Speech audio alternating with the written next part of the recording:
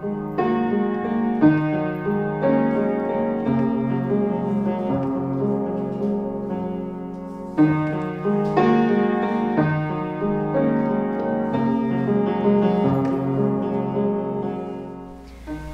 kung matanong ko sa salida, wala ko gi-expect kay kung ako gi-expect, din noon ako makuha ang clear message sa movie, di ba? Actually, John noon kay kog movies na difficult because multi-layered siya and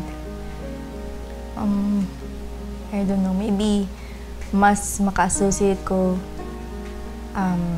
with regards sa ako ang nature. I find my kanang belongingness sa kanang films nga maka-relate ko niya. I find myself at home ba.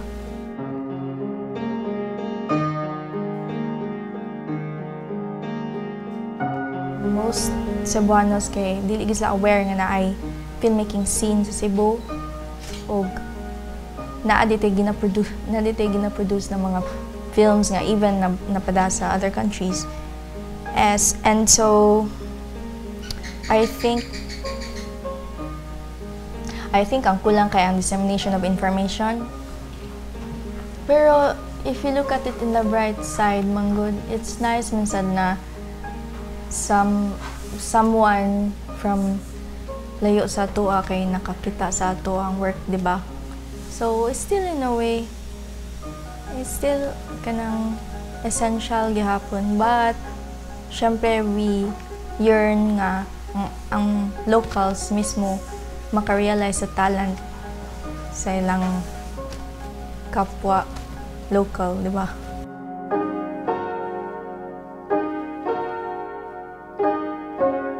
So far, sa akong nagian since 2005, ang filmmaking scene, na-notice na ko kay ni grow gid siya and ni prosper and ni-gain siya og confidence and ni-gain siya og attention. Yeah, so far with the limited sources, still nakasuga ko dyan na. So what more maybe of the future?